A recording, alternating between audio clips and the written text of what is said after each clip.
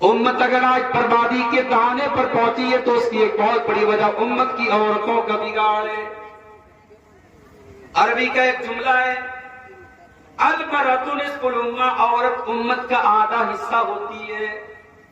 दुनिया की आधी आबादी औरत की होती है और बाकी आधी आबादी को जन्म देने वाली भी औरत होती है, मर्द को जन्म देने वाली भी औरत होती है।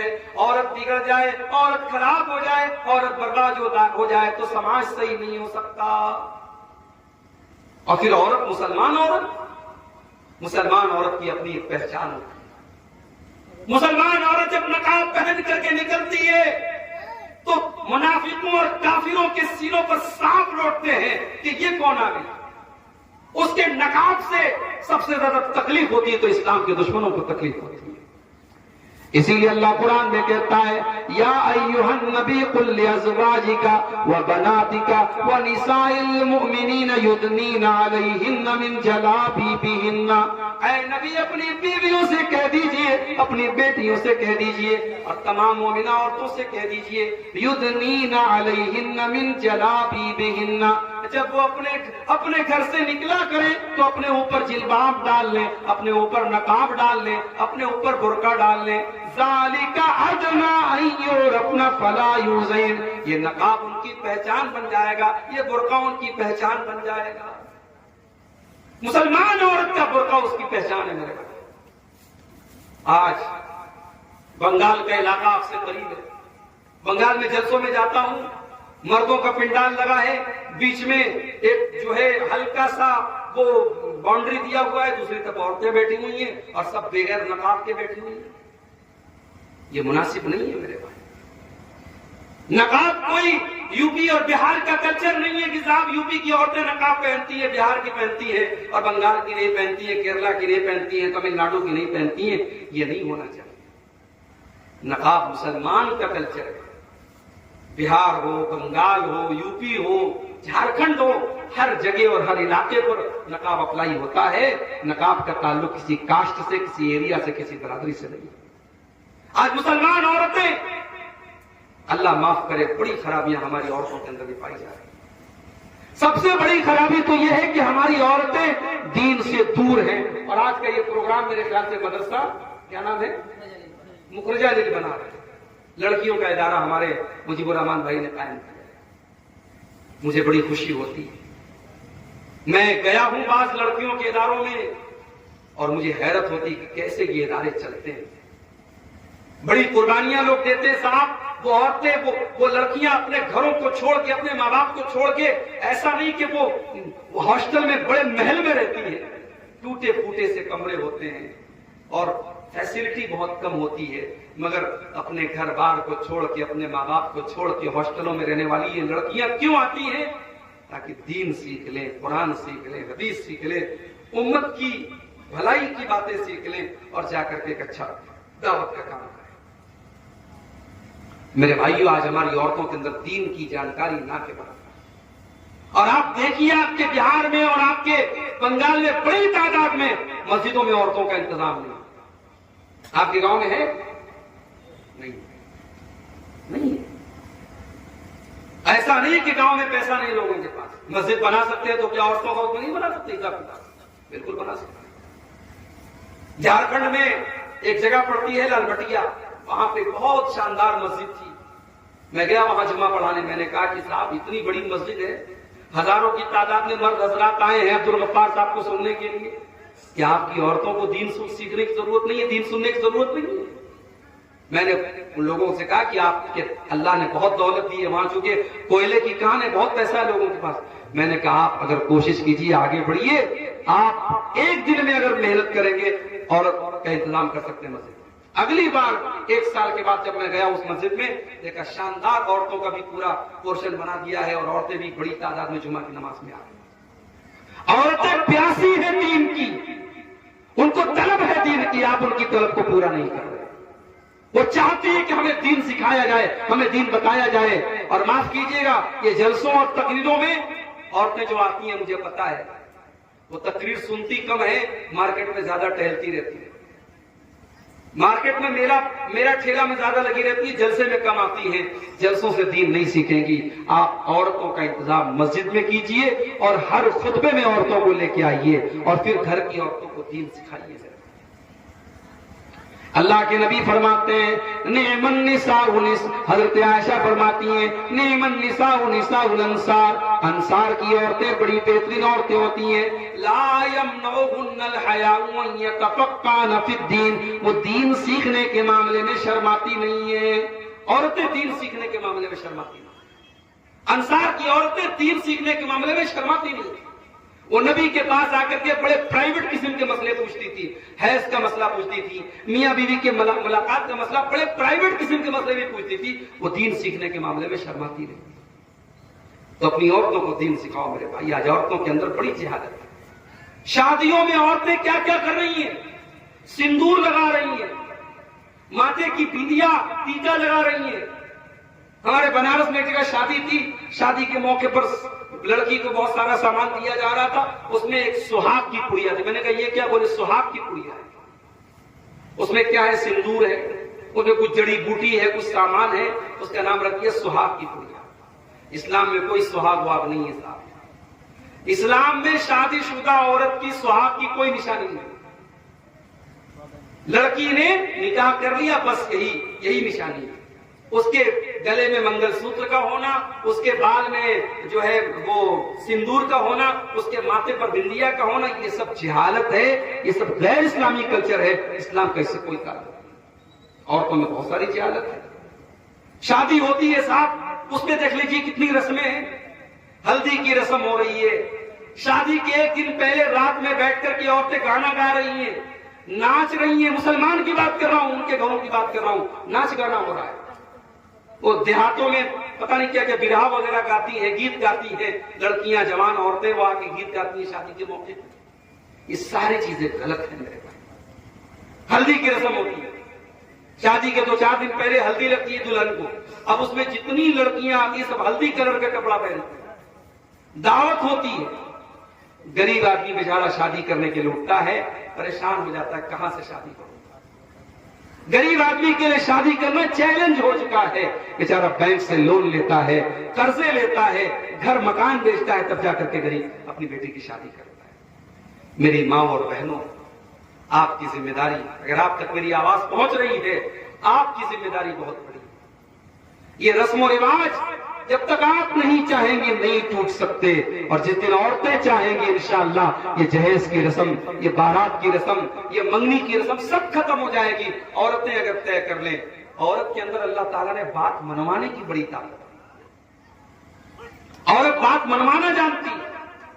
भाई फिरौन इतना बड़ा जालिम था, किसी की बात नहीं मानता था, मगर फिरौन अपनी बीवी की बात मान गया। जब मूसा अलैहिस्सलाम हजरत आसिया की गोद में पहुंचे, फिरौन की बीवी की गोद में पहुंचे, तो फिरौन की बीवी ने क्या कहा? वकालत इम्रातु फिरौन ला तक़्तुलूहु असा अन यनफ़अना औ नत्तख़िज़हु वलदा। फिरौन की बीवी ने कहा कि है मेरे सरताज, इस बच्चे को कत्ल न कीजिए, ये बच्चा कल हमें फायदा पहुंचाएगा, हमारे काम आएगा। तो फिरौन की बीवी, और जालिम था फिरौन, मगर फिरौन की जब बीवी बोली कि इसको कत्ल मत कीजिए, तो फिरौन मान गया। उसने कहा ठीक है, तुम कहती हो तो मान जाता। और फिरौन ने अपनी बीवी की बात मान ली। तो मेरे भाइयों, अपने घर की औरतों को दीनदार बनाओ ताकि वो अपने शौहरों से दीन की बातें मनवाएं। शौहर सिगरेट पी रहा है, बीवी ऐसी हो शौहर की सिगरेट छुड़वा दे। शौहर शराब पी रहा है, बीवी ऐसी हो शौहर की शराब छुड़वा दे। शौहर गलत काम में लगा हुआ है, बीवी ऐसी खूबसूरत और ऐसी शौहर की कदर करने वाली और खिदमत करने वाली हो कि बीवी के रहते कि शौहर को किसी और की ना जरूरत पड़े ना ख्याल आए, बीवी हो तो ऐसी।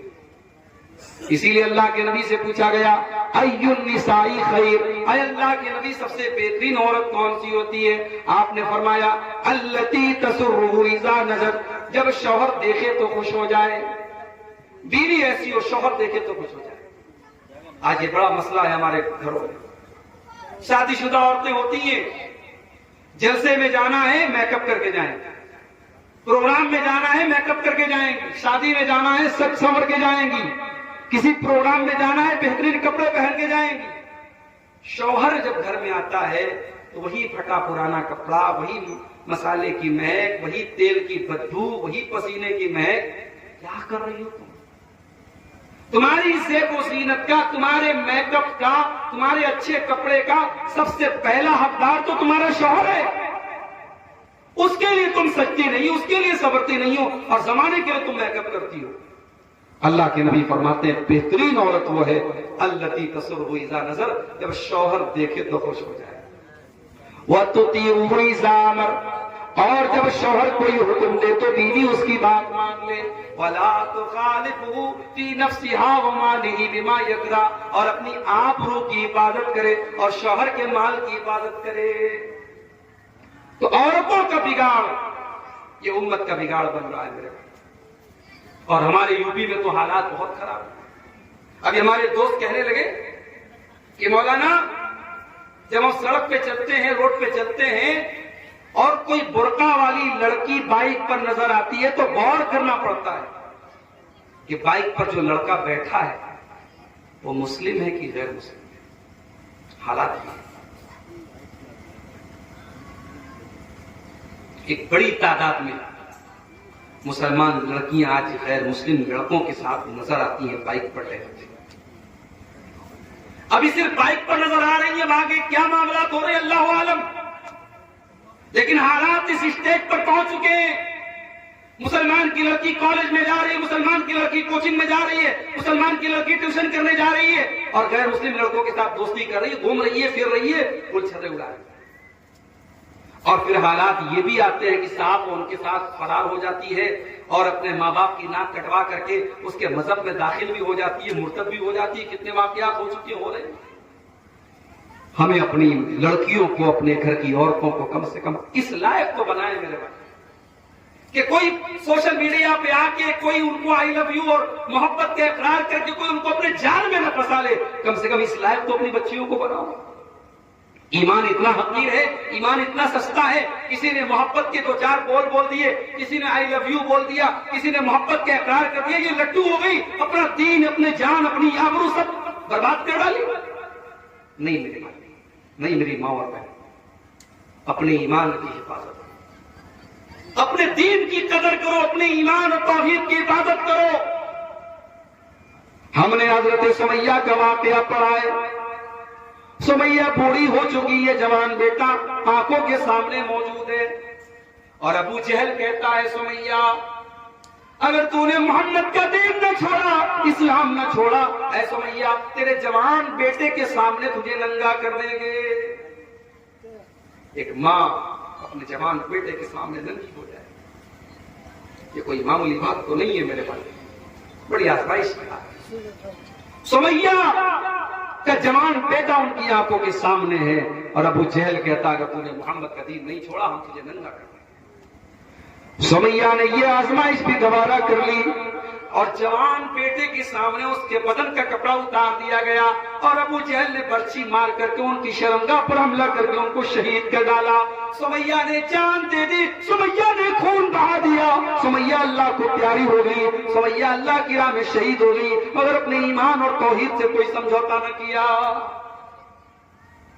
जंगे उहद के मैदान में एक औरत आती, उसका बेटा शहीद हो चुका है, बेटे की लाश पड़ी है, औरत जंग के मैदान में आती है और चेहरा ढांक करके आती है। किसी ने कहा अम्मा तेरा बेटा तो शहीद हो चुका है, अरे अम्मा तेरा बेटा तो शहीद हो चुका है और तू चेहरा ढांक करके मैदान में आती है, तुझे आज इस मौके पर भी पर्दे की पड़ी है, अपना चेहरा ढांकने की पड़ी है। औरत कहती है इन्नी रूज़े तो इब्नी वलम हुर्ज़ा हयाई, ओ लोगों मैंने बेटे को खोया है, मैंने शर्मो हया को नहीं खोया है, मेरा बेटा गया है, मेरी शर्मो हया नहीं गई है, मेरा पर्दा नहीं गया है। फलस्तीन के हालात हमारी आंखों के सामने, वहां खाने को खाना नहीं है, पीने को पानी नहीं है।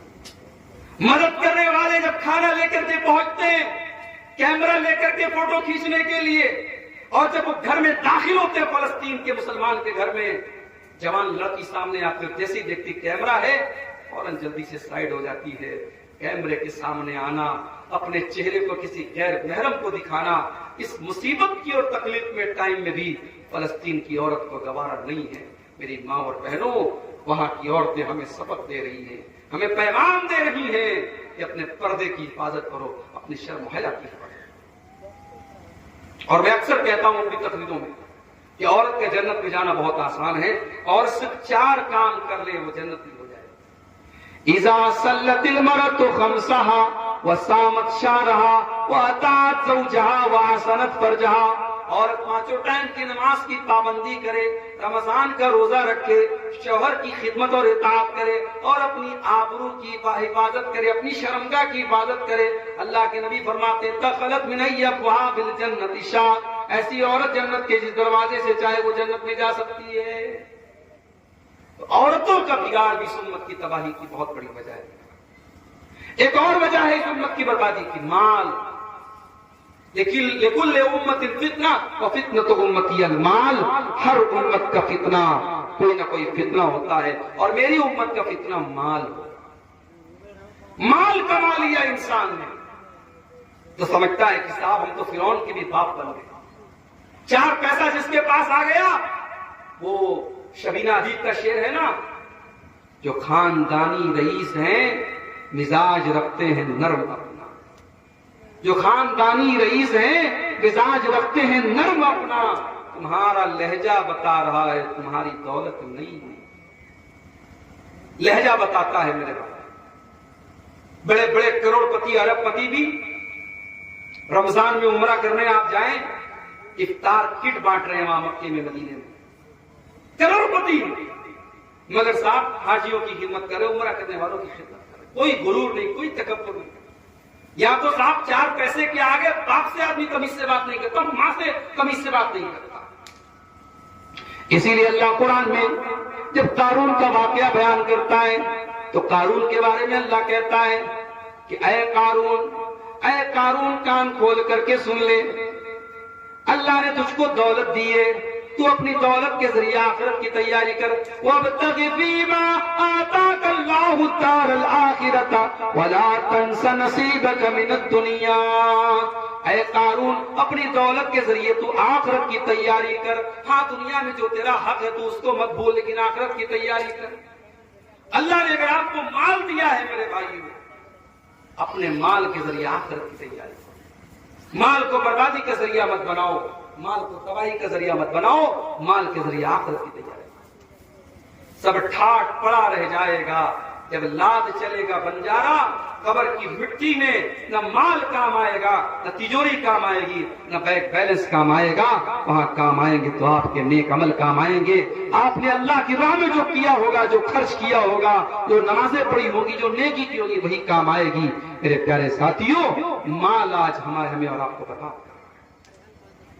भाई भाई में मुकदमा चल रहा है, क्यों? माल की वजह से। घरों में झगड़ा क्यों? माल की वजह से। एक दूसरे की जमीन नाजायज तरीके से क्यों हथिया रहा है? माल की वजह से। एक दूसरे का माल हड़पने के लिए हर तरीका अपना रहे, क्यों? माल की मोहब्बत में। इसीलिए अल्लाह कुरान में कहता है व इन्नहु लिहुब्बिल खैरि लशदीद, इंसान माल की मोहब्बत में बहुत सख्त है। तो मेरे भाइयों, माल की मोहब्बत तो नेचुरल है, लेकिन माल की मोहब्बत में इतना न बढ़े, हम इतना हद से आगे न बढ़े कि हम नाजायज और हराम काम करने लगे। और एक आखिरी 2 चीजें बयान करके बात खत्म कर रहा हूं, क्योंकि बहुत ज्यादा वक्त लेना भी मुनासिब नहीं है। आप हजरात, चूंकि मौसम भी सही नहीं है, आप हजरात भी थक चुके होंगे। 2 चीजें और बयान करके बात खत्म करता हूं। आज हमारी तबाही और बर्बादी की एक बहुत बड़ी वजह जो मुझे समझ में आती है, वो ये है कि हम अपने उलमा से दूर हो रहे हैं, अपने उलमा से हम कट रहे हैं। इंटरनेट को आज हमने आलिम का दर्जा दे दिया, यूट्यूब को आलिम का दर्जा दे दिया, फेसबुक को आलिम का दर्जा दे दिया। फेसबुक पर कोई फतवा दे रहा है, हमने उसका फतवा सुन लिया। यूट्यूब पर कोई मसले का जवाब बता रहा है, हमने उसके मसले के जवाब को सही मान लिया। मेरे भाइयों, यूट्यूब के ऊपर और फेसबुक के ऊपर एक से एक गुमराह लोग भी मौजूद हैं, और बड़े बड़े बहरूपिये भी मौजूद हैं। आलिम के भेष में शैतान भी मौजूद हैं, आलिम के भेष में आपको दीन से दूर करने वाले लोग भी मौजूद हैं। अपने उलमा से अपना ताल्लुक जोड़ो, जो सही स्कॉलर्स हैं, जो दीन के उलमा हैं, उनसे आप अपना ताल्लुक जोड़ो। मेरे प्यारे साथियों, अल्लाह के नबी फरमाते हैं कयामत के पहले एक ऐसा दौर आएगा, अल्लाह ताला दुनिया से उलमा को उठा लेगा, और जब उलमा को उठा लेगा, हत्ता इज़ा लम युबक़ि आलिमन, जब उलमा नहीं बचेंगे, इत्तख़ज़न नास रुऊसन जुहाला, तो अल्लाह तबारक व तआला के उलमा के चले जाने के बाद लोग जाहिलों को अपना सरदार बना लेंगे और जाहिलों से फतवा पूछेंगे और जाहिल उनको फतवे का जवाब देंगे और खुद भी गुमराह होंगे और दूसरों को भी गुमराह करेंगे। आपके गांव में, आपके इलाके में जो उलमा हैं, आप उनकी इज्जत कीजिए, उनकी कदर कीजिए, उनसे दीन का इल्म हासिल कीजिए और उलमा के कामों में उनका ताउन कीजिए। ये हमारे मुजीबुर रहमान भाई मदरसा चलाने में, मैं जानता हूं मदरसा चलाना कोई आसान काम नहीं। इन लड़कियों के हॉस्टल पर जो खर्च होता होगा, इनके खाने पीने पर, इनके रहने सहने पर जो खर्च होता होगा, आज के इस दौर में मदरसा चलाना बड़ा मुश्किल काम है।